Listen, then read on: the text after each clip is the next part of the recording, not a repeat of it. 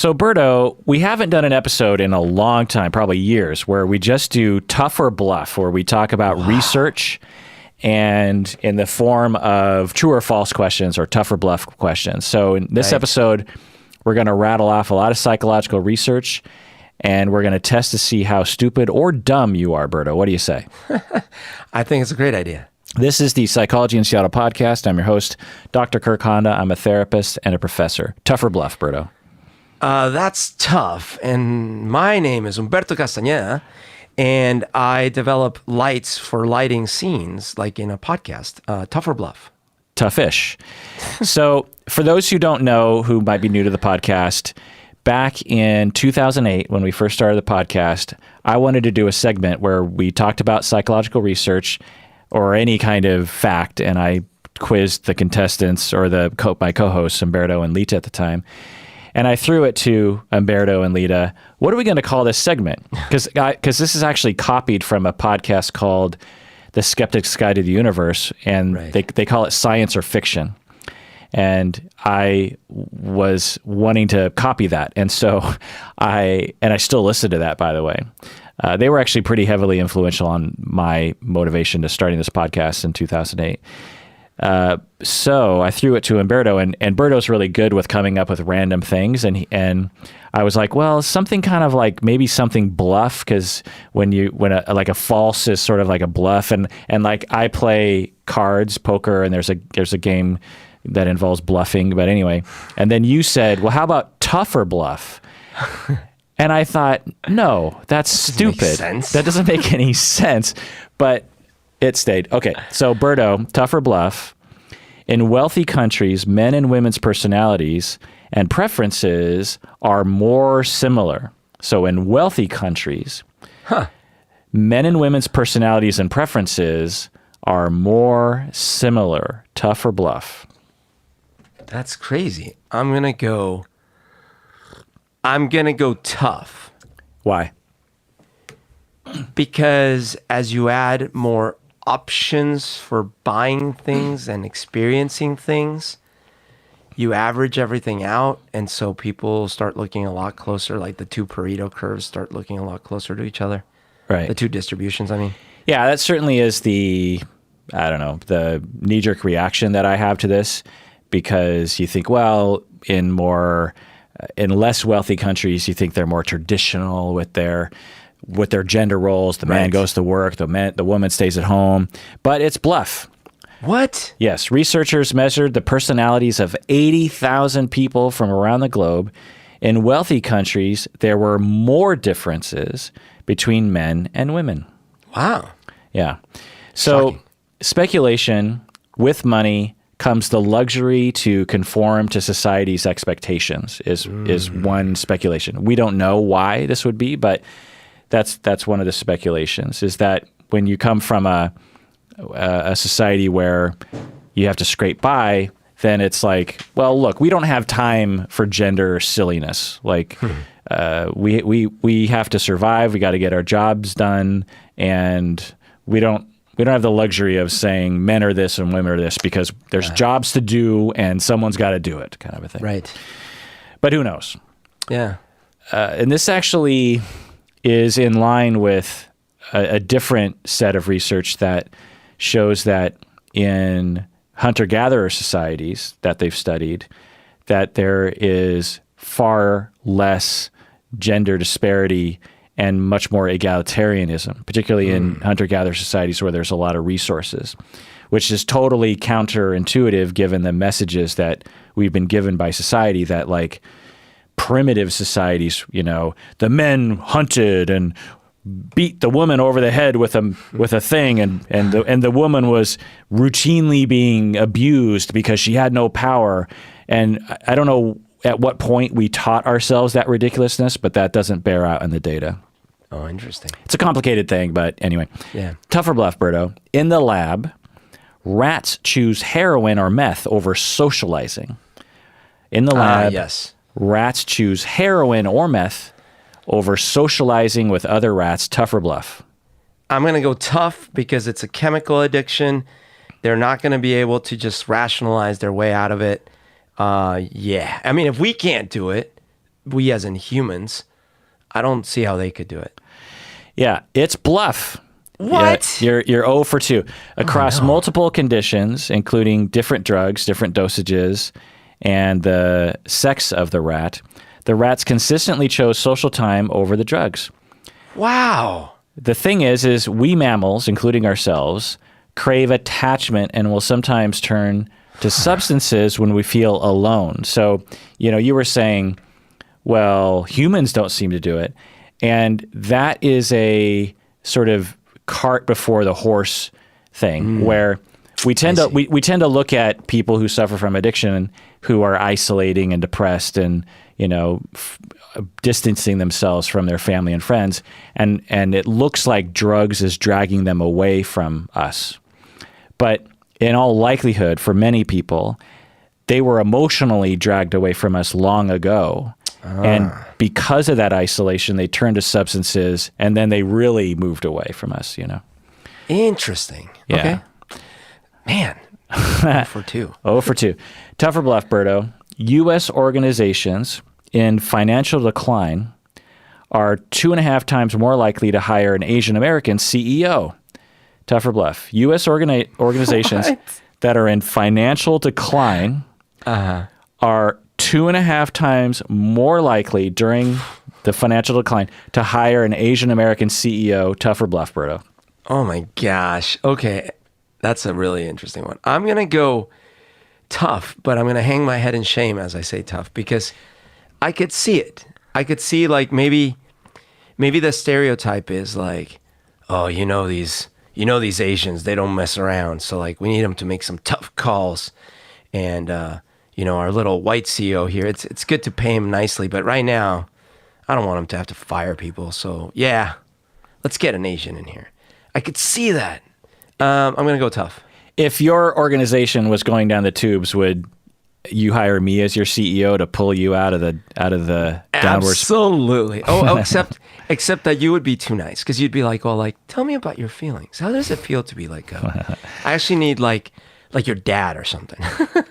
The irony is I am actually good at math, and so are you, by the way. But anyway, yeah, it is tough. Researchers looked at 5,000 CEOs over 5 decades and found that Asian Americans were hired much more often when the company was in a financial decline. Wow. Another study found that participants see Asian Americans as more self-sacrificing and thus a better choice during tough financial times. So it's not necessarily that they're good at math, but they're just less of a dick about their own salary, essentially. Right. And that kind of sucks, because think about it. Like, all those Asian Americans didn't have the opportunity to be CEOs for that same company before it was in financial decline. And now all of a sudden they do, but it's in financial decline. Yeah. Tougher bluff. People in religious countries. Would you call Colombia a religious country? Yeah. Okay. Absolutely. People in religious countries are more generous with their money. Tougher bluff. More generous with their money. People in religious countries. Interesting. Well, that's a funny question, because I guess, is the United States considered a religious country? I would say on the spectrum, they're probably in the middle, is my guess. Okay. Because then you have countries like Sweden or the UK. Yeah. I don't know. Good question. I'm going to go on a limb here and say no, but because I bet you there's a correlation in modern times between the religious countries being a little bit less developed financially, and therefore people have to be tighter with their money, even though they might actually have more sort of religiously led obligations towards tithing and things like that. They just may have less money to tithe. So I'm going to go, your statement was that it was, so therefore I'm going to go tough. Like, it is tough that in more religious, I'm going to go bluff. In more religious countries, they donate less. Yeah. It is bluff, you're right, but it is that there's no difference between religious and non-religious countries. So interesting. Yeah. Similar generosity. All right. Tougher bluff, Berto. Because agreeable people care less about money, they tend to have less money and more debt. So this is a lot of things. Because agreeable people care less about money. They tend to have more money. They tend to have less money. Oh, less money. And more debt. Oh, and more debt. Tough for Bluff. So agreeableness is a personality trait of being agreeable. You know, you're nice, you're compassionate, you're caring, you listen, you're influence. You know, you're a nice person. Yeah. And they generally care less about money. So that's a fact according to research. And because of that, they have less money and more debt. Tougher Bluff. Because it's like, hey, Bob, can I borrow some money? I'm like, I'm cool, of course. Like, I don't care about money. Here's some money. But then why do they get in debt? Are they like, well, because I don't care about money. I'm going to buy this stuff because it's cool because I don't care about money. Oh, I see. Yeah. Maybe? I smell a rat. I'm going to go Bluff. I'm actually going to think I'm agreeable.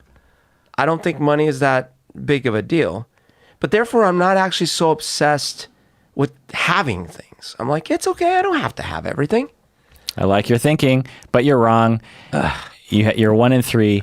It's tough. Researchers looked at 3 million people and found that agreeableness was associated with lower savings, more debt, and higher default rates. Oh my God. Yeah. That's crazy. Because wouldn't you say I'm an agreeable person? Yeah. But you also... Then maybe that was why I had so many problems with... Well, you also, are pretty good at your job, but you also give a lot of money to people.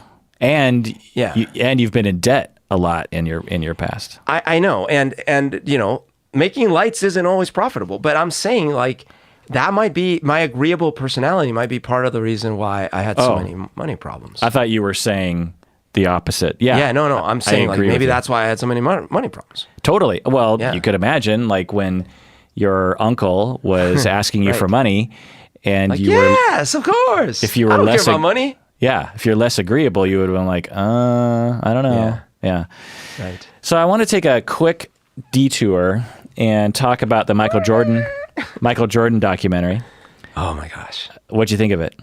I didn't care about football. I wasn't good at soccer. I wasn't good at it. I tried to be a goalie. I guess I was okay as a goalie because I had decent reflexes and I was, good at jumping in front of balls. But I wasn't like great at it. And I was really not good at kicking the ball. Like it would go every which direction. It was really embarrassing. I didn't like it. I did like volleyball, but basketball was my jam. Both literally and figuratively.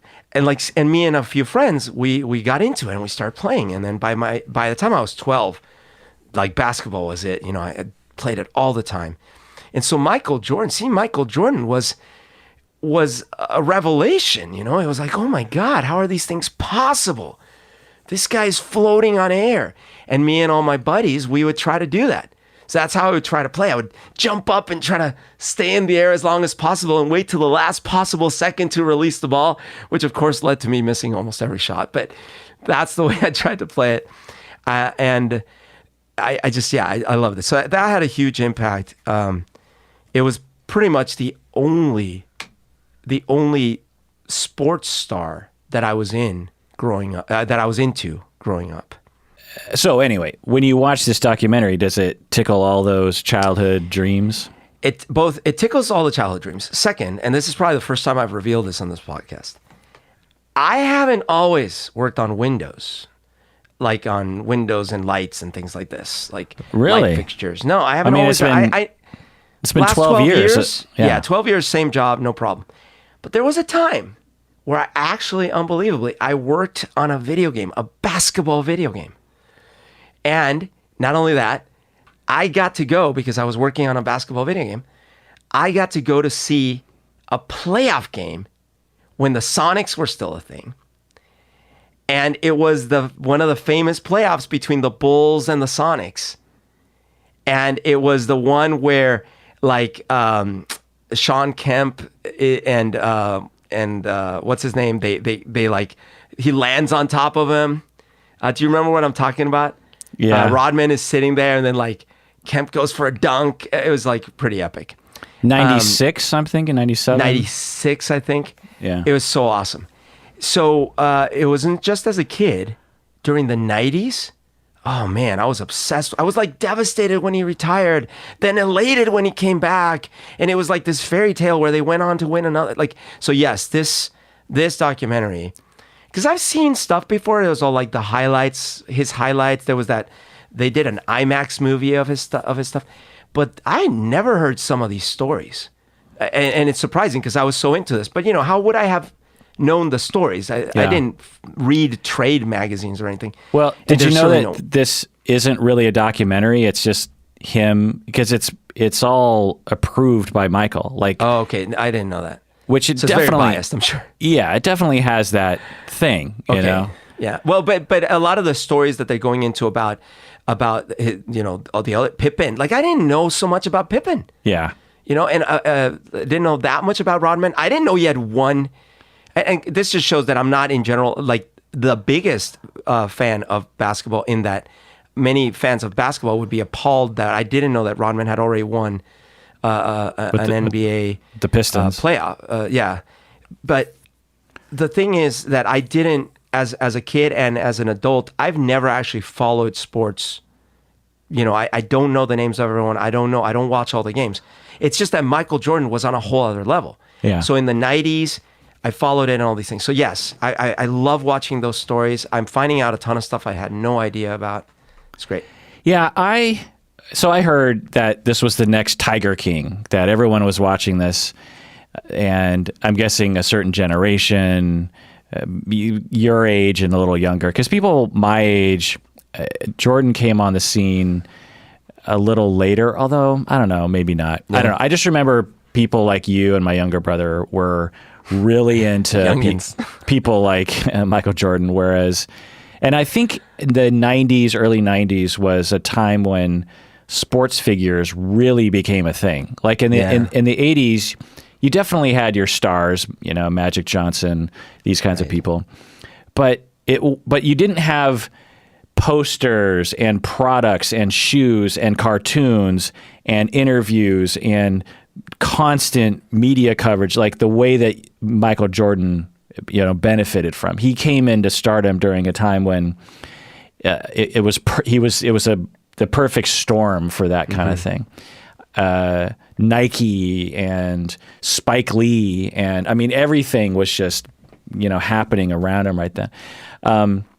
You know, the popularity of hip hop was in the 90s, and anyway, so for me, I remember Michael Jordan kind of in the 80s, and I remember like his shoes started to become kind of popular. In fact, I played basketball too as a kid, and my basketball shoes were, I believe, the model of shoe just before Air Jordan. So I had shoes that looked like a prototype for an Air Jordan, but it's just slightly different, but it doesn't have Jordan on the back. You know what I mean? That it doesn't have the Air. Anyway, but for me, this documentary is painful because the Sonics were good in the 90s. Oh. And yeah, Kemp, Gary Payton, Schrempf, all those guys. And I haven't watched a lot of NBA in my life, but I definitely watched it from like 93 to 97. And there was one year where the Sonics had from my memory, I think it was 96, had the best record in the NBA. Yeah, that's the year. That's the year I went to the... Yeah, the Sonics were expected to take the championship. We were dominant. Yep. And the Bulls were like, okay, yeah, sure, they won a couple championships, but the Sonics this year are amazing. You know, it's like, sure, New England Patriots, you know, they've won some championships recently, but you know, they're not the Kansas City Chiefs. I mean, just look at so it wasn't like this. It was definitely assumed that the Sonics were going to trounce them. Right. And I believe the Bulls came into the playoffs like not looking good anyway. And then they just completely destroyed us. And it was so aggravating. And then the Sonics never had another year like that. I know. And then but no one remembers that. They just remember it was just another year that Michael Jordan dominated the NBA. But that's not my story. My story is it was not their year. Yeah. And they lucked out, or the Sonics choked because they freaked out in the playoffs. And so when I watched this documentary, they're not even mentioning the Sonics. I keep waiting for them to mention, but it's like not even on anyone's radar. And we lost the Sonics because freaking Starbucks guy sold them to Oklahoma. And this whole documentary, I'm just crying into my, into my nachos, because I'm like, because to me, Michael Jordan was like Tom Brady. Yeah. Michael, Pippen, and especially the Worm, man. I hated that guy. I mean, they kind of show how bad of a sportsman he is, but he is one of the most vile players that has ever played any sport, any sport, anytime. He would flagrant foul people in a way that was like very dangerous. Yeah. He was completely like just foul-mouthed, and so when I watch this documentary, I hate all these people.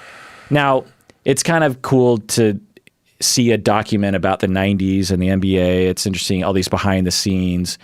But I keep waiting for like the interview with like Michael Jordan about how he was a jerk to people.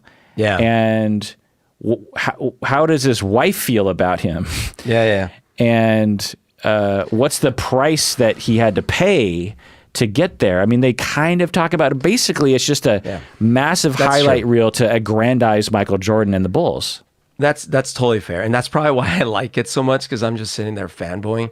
And by the way, Rodman, don't disagree with you at all. But as a kid, as like a 14-year-old, because the thing is, I was never a good shot, but I just didn't have the hand-eye coordination. It just didn't. So a lot of times I would go and I'd have the moment, it was perfect, and I'd miss. It was so disappointing. But what I did have, I want to see if you can guess. What do you think? I had two things that I could do really well. What do you think they were? Boxing out. Yeah. And basically, and going for rebounds. Yeah. Like, because the thing is, I was super athletic in the sense of like, I had incredible endurance. And because I had been doing taekwondo for several years, I could jump really well and really high. Oh. And I had really long arms, like monkey arms. So what happened was I would be really fast. I wouldn't get tired. I would just like sit there. And so Rodman to me was sort of an inspiration. I was not a fouler, but like just the fact that he was always there, always in the right place, always. So that was like, yeah, I'm going to do that. So unfortunately for me, it's complete. Now to be fair though, the Supersonics were my uncle, the one that is not committed, that killed himself when I was a kid. He was an amazing basketball player apparently, and he was tall, very, very good at basketball, and he loved the Supersonics. He had a Supersonics banner and a thing and a stuff in his room, and that was there in his room forever. He had one of those little basketball things, like on the wall, little ones with like little foam balls. And so, yeah, there's a part of me that always thought, oh, the Sonic. Even before I knew them, I was like, oh, the Supersonics must be really something. And then when I lived here, I agree with you. I had a lot of affection for the Sonics. So, yeah. So I have one gripe of wrath, and then let's take a break. Okay. So here's my gripe of wrath, people. And I know a lot of you out there listening suffer from this condition. I'm going to call it frequent Mac screensaver disorder. Okay. So I've never had a Mac, but apparently the default screensaver setting is 5 seconds, because Whenever I'm in a room with someone they're using a Mac laptop, or I'm using a Mac, it quickly, because it has that 2-phase where it'll dim the light, and then 10 seconds later it'll just turn off, right? Yeah. The screen will turn off. And even if it's plugged in, it's which you don't need, people. And so what I would find is like people who have Macs, they're constantly touching the pad, the mouse pad, because they need to reinvigorate the screen. I so can relate to this. Right? I can totally relate to this. And all I want to do is wring these people's necks and just be like, change the goddamn setting. Like, no, but it's worse. It gets worse. So I have a Mac for work because we make these lights, but the problem is that my IT department configures it so that I cannot fully turn off the feature, because what they're trying to prevent is that you're at a coffee place and you leave your MacBook on the table while you go get a coffee and you forget that your screen is on, and then some nefarious individual comes. So they do not let you turn off the screensaver thing. And if you're not plugged in, it is worse, because plugged in, it takes a little longer. Not plugged in, I don't know. It feels like 30 seconds. And as soon as you see the screen dimming, it's this mad rush. They're like, oh God, I got to get it. Because if you don't, I have to type in my long ass, super secure password and touch this little thing on the side of the laptop too, so that it's a nightmare, dude. I totally agree. Someone should invent a little mechanical finger that just every 10 seconds just sweeps across that mouse pad for you. Because most people with their computers, if you're reading it, I'll see people reading an article. And the article takes longer than 30 seconds or however, and they have to constantly press the goddamn mouse pad. And I just want to, it's annoying to watch, because actually I was on a Zoom call with a coworker of mine, and I didn't know that some companies will lock this down, and maybe this is why she was suffering from this disorder, is the screen was next to her face, and so every once in a while, her face would become de-illuminated. Dark. And then she would reach over, and it was distracting to me watching her get distracted. You know what I mean? Yeah, totally. I'm here to tell you, people, you do not need a screensaver on your computer anymore. Those were because CRTs would have burn-in that doesn't exist on your screen anymore. The only reason why your screen turns off is because of power, okay? And if you can't manually turn off your stupid screen, then you don't deserve a computer. So I have 3 screens right now I'm looking at. Not a single one the screensaver is on. No. Why? No. Because I have a brain cell that tells me when I walk away from my computer, turn the screen off manually. Yeah. It's not hard to do. Do you remember when we were recording our D&D episode 2 weeks ago or whatever? Yeah, that was driving me crazy. It's because of that, because I'm sitting here paying attention, looking at my sheets, rolling the dice, and I would forget to touch the stupid thing. Yeah, that was when I was using my Mac's video camera. I forgot about that. You were the one who sort of loosened the cap for that later meeting that I had on Tuesday where it was driving me crazy. I remember that now. I remember we were recording, but if we weren't, I would have been like, Berto, stop! Turn off the screensaver. Yeah. God. But yeah, we need the mechanical little mouse that just kind of occasionally. Luckily now I'm using a non-laptop camera, so it's not going to fall asleep. Yeah. And by the way, I bought the power pack because otherwise the battery would run out, right? So I have a little power pack plugged into the camera, which is hilarious because the battery thing opens up, and I thought you had to have the battery lid open because I'm like, well, how else is the cable going to go?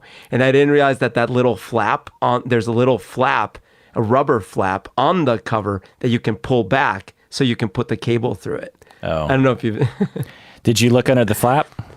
I lifted the flap.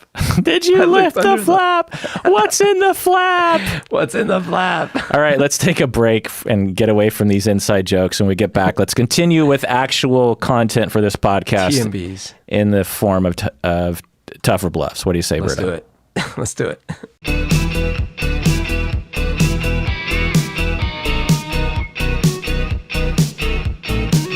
All right, we're back from the break, Berto. If a screensaver were to try to convince people to become a patron of the podcast, what would it sound like? Hey guys, I know you're just looking at the screen, but hey, I'm falling asleep. Oh, too late. I fell asleep. I'm going to wait for you to reactivate me. But while you reactivate me, let me tell you about a little podcast that you can support called Psychology in Seattle. You can go to Patreon, and when you sign up, you woke me up. Okay, that's fine.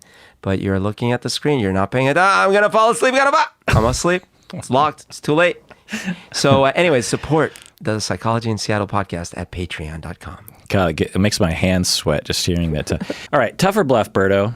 Contrary to popular belief, teaching children about computer programming doesn't actually improve their intelligence or school performance. Contrary to popular belief, teaching your child about computer programming as they're a child does not actually improve their intelligence or their school performance. Berto, what do you think? Improve their intelligence. I guess if they were taking an IQ test before they learned about computer programming and they took an IQ test after they learned about computer programming, I would not imagine that it would have increased their IQ necessarily, significantly anyways. As far as their school performance, I could imagine it would actually detract from their school performance because they're not expected to be programming at school, and it's taking away from time that they need to be memorizing the stupid names of the rivers that they'll never need to know. But that doesn't mean that I don't think that it would be very beneficial to a whole category of children to learn that. So I'm going to go tough. It doesn't. Yeah, right, tough. You are wrong. You are 1 for 4. It is bluff. A meta-analysis of 105 studies found that teaching code improved intelligence and school performance. That's right. Okay, well then, what the hell do I know? Apparently I know nothing. Yeah. Well, I'm glad though. I'm glad because I think it's great. People should learn coding. Yeah. I learned code as you did as young children, and we like to think we're smart. All right, tough or bluff? Because fiction books are used for escapism, like Harry Potter, people who read them are worse at reading social cues. Tough or bluff? Okay, Harry Potter?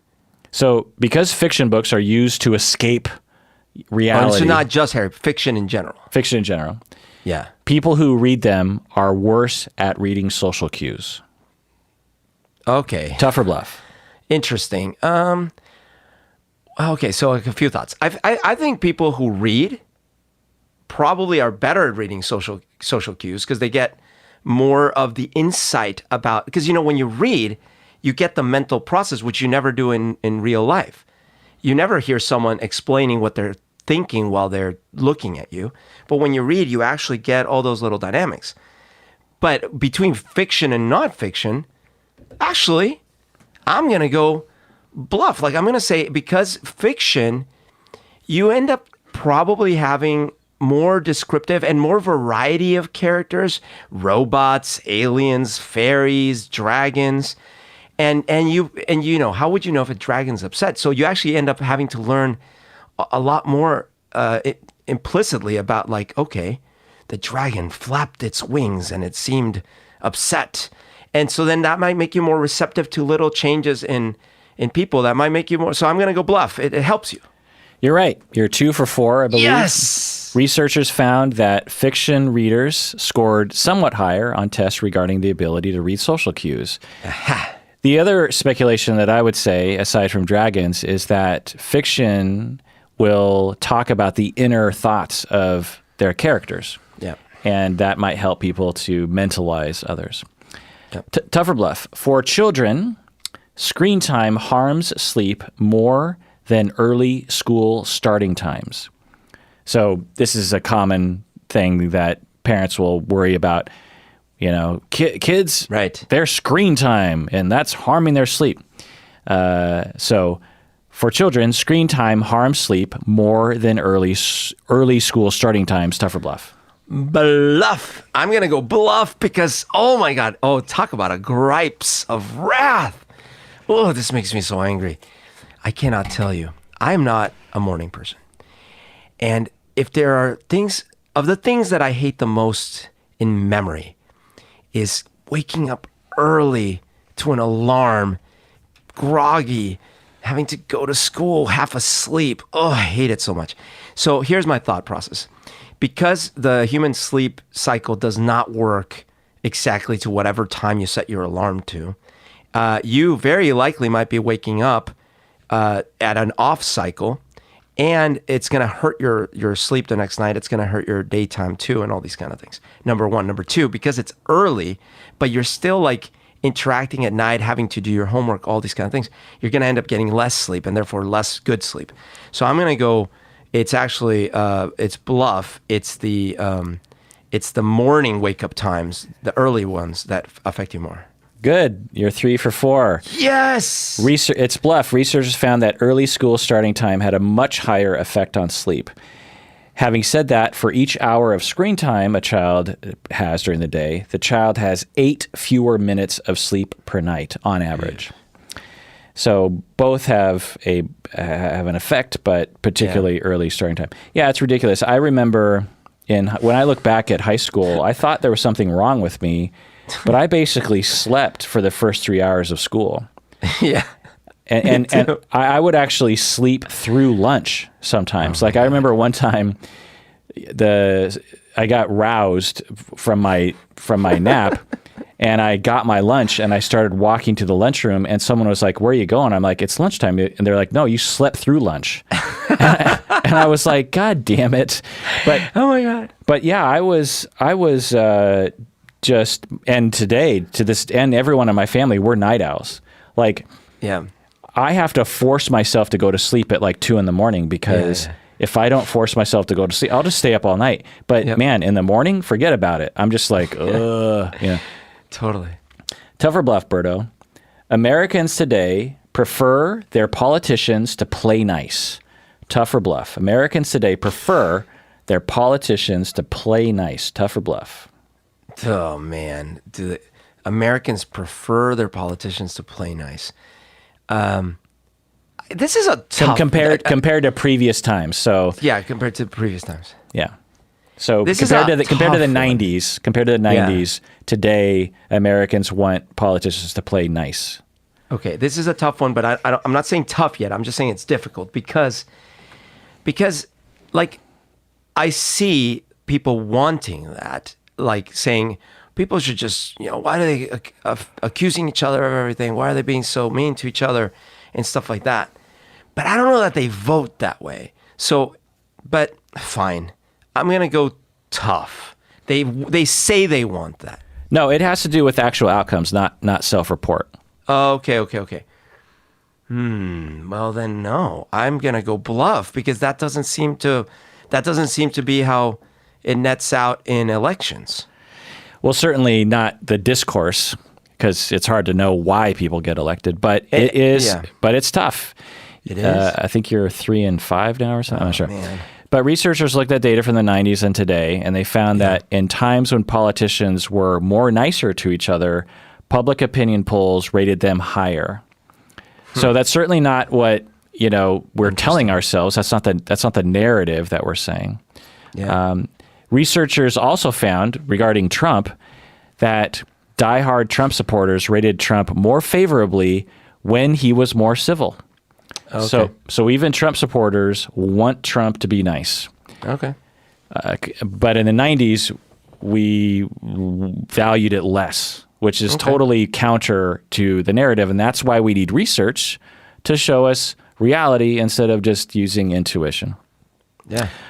On average, tougher bluff, on average, self-esteem peaks at the age of 29. Tougher bluff. What? No. That's a bluff. That is like a total bluff. I would almost say that anti-self-esteem peaks at the age of 29, meaning that like it might be that at the age of 29, you're the most insecure. My thinking is, and granted, this is from personal experience as well, but my thinking is, as you get older, the world keeps confronting you with realities that previously you were like avoiding or whatever. Things like, I guess I'm not going to be in the NBA. Ah, damn it.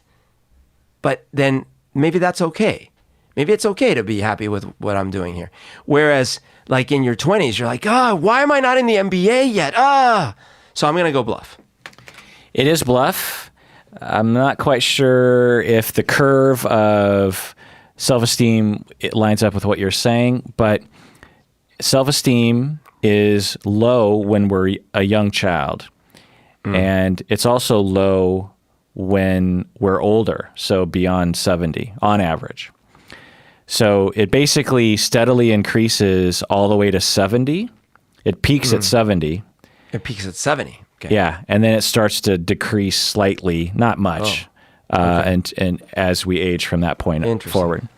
So generally speaking, our self-esteem goes up as we age. So if you're 40, you can look forward to, on average, your self-esteem being better in 10 years. But that's not, I mean, so I think that's in line with what I was thinking, which is that as you keep going and you have more experiences, you start leveling out a little bit more.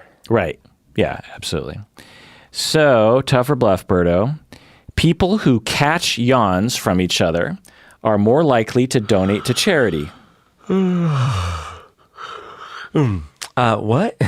Yeah, okay. I could buy this, because I'm thinking that if you're the kind of person that is susceptible to someone else yawning, might mean, oh, you're going to hate this one, that they're more empathetic. No, I mean, that's the hypothesis. Okay, so they higher empathy, therefore they might feel more for others and want to donate more. So I'm going to go tough. Yeah, I tricked you again. It's bluff. Ah!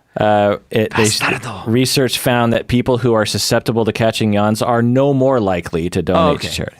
Okay, so maybe it's a physiological response, not an empathy thing. Okay. Yeah. Tough or bluff, allowing teens to drink alcohol at home will encourage more responsible drinking habits. Tough or bluff. This is a common parental strategy of just like, well, if they're going to drink, I'd rather have them drink at home, because then they can become more responsible. Because I remember hearing this, it's like, which is totally not true, but I remember hearing this notion when I was a kid and in my 20s of like, well, in France and Italy, they just let their kids drink alcohol at home at dinner, and they don't have alcoholism over there. Whereas in the United States, we have all this problem with alcoholism because we have this puritanical idea about alcohol. So allowing teens to drink alcohol at home will encourage more responsible drinking habits. Tough or bluff? So I'm going to go bluff in that, if we leave it at that surface level. And this is from my experience, because, and I used to say this too, but I said it in a different way. I still say it in a different way. I grew up in Colombia. I started being offered a champagne at like Christmas when I was 9, like a little glass of champagne and stuff like that. But I don't think that was the problem. So maybe that part is where, if we're just talking about that, maybe that's okay. But like as early as 11 or 12, we were drinking hard alcohol like crazy, because whenever there was a party, we would have hard alcohol. When we had a retreat, we would have hard alcohol. In front of your parents? What? No, I guess it was not in front of the parents. But that's what the question it was in front of. Sorry, it was in front of the parents by the time I was 14. Okay. But by the time I was 12, I think, if I remember right, my first blackout drunk experience on rum was when I was 14 years old at a school retreat. Yeah, I'm trying to understand how you're relating this to the tough or bluff. Because I'm saying, like, there's huge alcoholism problems in the youth in Colombia. So, and they were exposed to alcohol young and stuff. So I'm going tough. So I'm going bluff. Yeah, it's bluff. Yeah. It's a myth that allowing kids, and it's hard to know exactly what's happening, but you could totally imagine a situation where a kid drinking is normalized to them. And so, whereas another kid where it's not normalized, maybe it's complex. Anyway, tough or bluff. Older people are less superstitious. For example, spilling salt brings bad luck. Tough or bluff. Older people are less superstitious. Tough or bluff, Berto? Okay, so I think this might vary culturally, but the way my thought process here goes like this. When you're a kid, it's really hard, especially younger kids, really hard to distinguish reality from make-believe. So I could see you believing things more deeply. But the flip side is that you haven't had as much time to make invalid correlations because you haven't had that many experiences. So I could actually see the older folk, especially in more superstitious cultures and things like this, therefore that it's encouraged. But they had so many more experiences that they start like pattern forming all over the place. And like, I could have sworn that one time I saw that one person and then this happened. And so I will never put salt on my nose again. Like I could see that happening more as you get older. And so I'm going to go, which was it that was the tough that they're older has the more superstition? Older people are less superstitious. Oh yeah, no, I'm going to go bluff. Older people are more superstitious. Right. It's tough. It's the opposite. I keep getting you. Because I think that is a cultural notion that's out there. I mean, certainly for me, I'm just like, well, older people are more crotchety and they're more like into their rigid thinking. But research shows that older people are less superstitious, and it's the young people that are superstitious. We could speculate maybe experience teaches them that superstitions are silly. Who knows? Or generational. Maybe young people today are more exposed to superstitions in a way that older people weren't. Who knows?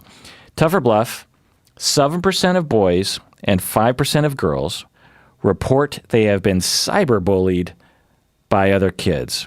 Oh, no. They have cyberbullied other kids, tough or bluff. Okay, so 7% of boys and 5% of girls self-report, yes, I cyberbullied another kid, tough or bluff. Sadly, I'm going to go tough because, I mean, I don't think it's a majority of kids cyberbullying. Oh, man, though, that's... No, because, no. That's a bluff. It's sadly much higher than that. It's tough. It is sadly that. It's good. It's actually good that it's tough. Yeah. But it's sad that it's that much. It's self-report, but anyway. Yeah. But the reason I thought it might have been higher is because it's so easy to be mean online. So I thought, like how many trolls we see and stuff. But what's the line between mean and cyberbullying? Sure. Tough or bluff, to increase your satisfaction in your romantic relationship, it's more effective to empathize with your partner's negative emotions than with their positive emotions. Tough or bluff. So if you want to improve your romantic relationship and you only have so much empathy to go around, then it's better to empathize with their negative emotions, like when they're sad and angry, than to empathize with their positive emotions. Tough or bluff. Yeah, actually, I'm going to go tough on this one because I can imagine that, if they're already like happy, like, oh my gosh, this football game is so amazing, and you pile on, oh yes, it is amazing. That's certainly going to draw you a little closer, strengthen the bond. But it's sort of like the easy work. But if they're like, oh, I had the worst day at work today, and you're like, yeah, join the club. That's not gonna strengthen that bond as much. And they needed more assistance there. They needed more togetherness. So I'm gonna go tough. I keep getting you. It's bluff. Oh, God damn it. Now, come on. But it makes total sense what you're saying. That's what I would have thought. But that's why we need research. Research shows that empathizing with any emotion helps the relationship. But, okay, so it's even. Well, no, but 5 times more effective, 5 times to empathize with your partner's positive emotions. 5 times? Yeah, so it definitely people out there empathize with your partner's negative emotions for sure. Holy moly. But what this tells us is that empathy is not just about negative things. That we really need to, especially in light of this research, emphasize the importance of empathizing with positive emotions. Like, wow, you're really happy right now. I'm happy for you. I mean, think about yourself, Berto. You're really happy. You're elated. You got your camera to work. You got your microphone to work, and you tell someone like, "Oh my God, I finally got it to work," and someone's like, "Huh, that's nice." Like it hurts. Yeah. Like you want someone to recognize with you. No, that's true. That's true. Yeah. Like, we put all this rehearsal time. We play our show. We play our hearts out. What do you guys think? How were we? Yeah, it's fine. You guys played. Yeah. Oh, cool. Yeah. Cool. It's hurtful. Let's just do a couple more here. Tough or bluff, Berto. 5% of U.S. teens have suffered at least one concussion. Tough or bluff. 5%. Of U.S. teens have suffered at least one concussion. 5% of current teens, right? Yeah, yeah. 5% so not like you and me, but kids these days. Kids these days. By the time they're a teenager, they've suffered at least one concussion. 5%. Tough or bluff. I'm gonna go Bluff. It's higher than that because Yeah, it's a lot higher. Yeah. 20% have suffered at least one concussion, and 5% have suffered 2 or more concussions. Yeah, yeah. Because has it increased, by the way? I don't know that research. It's probably decreased, honestly, because I mean, for me, I was never diagnosed because every time I had my bell rung, as we called it, I never went to the doctor because when I was a kid in the 70s and 80s, if you had a concussion, you didn't go to the doctor. What's the doctor going to do? Yeah. So I never went to the doctor. In fact, there's a song about it, right? 3 little monkeys were jumping on the bed. One fell down and broke his head. Mama called the doctor. What did the doctor say? Just stop jumping on the bed. Yeah. That's the entire medicine profession opinion. Right. Just don't jump on the bed. I can think of like 10 moments when I probably had a concussion. Jeez. And there were probably more than that. I mean, when I was a young child, 4 or 5 years old, me and my friends developed this game where we would smash our heads into each other. Oh my God. What are you, Rams? Well, what we did was, it was like sometimes people play Bloody Knuckles where... Yeah, I played that too. Yeah, so if you don't know, you hold your fist in place and your friend smash it, you punch the other person's hand and you keep going back and forth. Or another game is that we'd play as kids is you would have 2 fingers and you could slap the person's arm as hard as you could with 2 fingers. It's hard to really hurt someone to smack them with 2 of your fingers, but if you got good at your technique, you could really hurt someone, and over time, whoever gives up first loses. Right. And so we, at the age of 4, we randomly came up with this game was whoever gives up on the headbutting game. And I remember being hit in the head so hard that all I could see were stars. I remember my God, like dude. someone headbutting me so hard. We were probably sitting in JCPenney and my parents probably just watched us and thought it was hilarious. Oh my God. But that hurts to think about. Football, slip and slide, falling out of trees, falling off of ping pong tables, particularly football. I probably had countless concussions, honestly. Anyway, tough or bluff, Berto. Kids who are young for their age are less likely to be confident in school and are less likely to go to college. Tough or bluff. Kids who are young for their grade. Sorry, what did I say? For their grade, yeah. Kids who are young for their grade. So in Seattle, typically kids will start kindergarten at the age of 5, where they turn 6 halfway through their year. Well, some kids just turn 5 when they start kindergarten. So that's young for your grade, right? So kids who are young for their grade are less likely to be confident in school and are less likely to go to college than kids who start school at 6 months later or whatever. Tough or bluff, Berto? Total tough. I was definitely suffering from this. I was too young for my grade. I was struggling. I hated it. I had to have a tutor. This was in 2nd grade. So wait, did you start kindergarten at the age of 4? Because your birthday's in January. Yeah. So that means you started kindergarten like 8 months early. Yeah, I think that might be. Why? I don't know. I was, and so so when I got to Columbia, they had to pull me back a grade. Yeah. Because I couldn't handle it. But so that means you must have been that must mean you were 4.5 when you started kindergarten. That's insane. It might be. Yeah. Yeah, you're right. It's tough.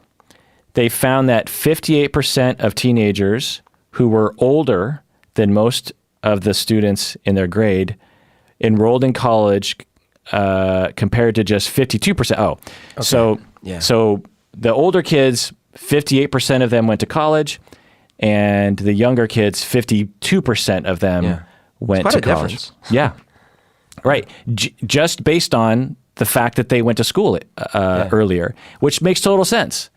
Yeah. And this has always driven me crazy because parents aren't told this, and schools either they're not told this or they don't follow it. It's like, why?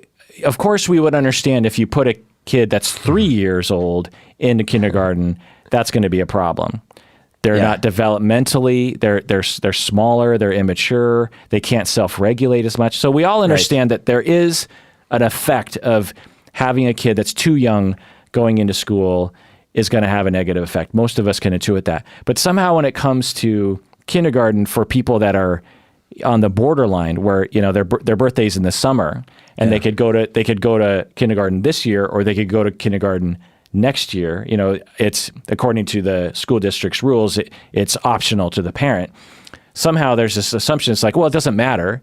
In fact, maybe they'll get a jump on things because they will learn faster because, you know, but it's like, no. You know, not true. Research What about Doogie Howser? You know, genius doctor. Right. I think that's the mess. And plus, you're asking parents to evaluate their own kids' maturity level. And most parents, because they love their kids, will say things like, well, my kid's awesome. My kid's going to do great, you know? And without being more objective about it, like, no, your kid is not. Right. Your kid is normal and your kid is, and the difference between a 5.5-year-old and a 5-year-old is like a big deal. It's right? a big deal. And if you think about percentage of one's life, a 5.5-year-old is what? Like 8% older than the person who's 5 years old. Right. So that's a big deal. That's like looking at someone who's 10 as opposed to someone who's 11. You know, there are differences there on average, right? So anyway, having said that, plenty of kids can start school early and do great, and plenty of kids can start late and do terrible. It's just averages that we're talking about. All right, Berto, that is the end of the episode. Tough or bluff? I'm going to go with tough, sadly. Everyone out there, please take care of yourself because you deserve it.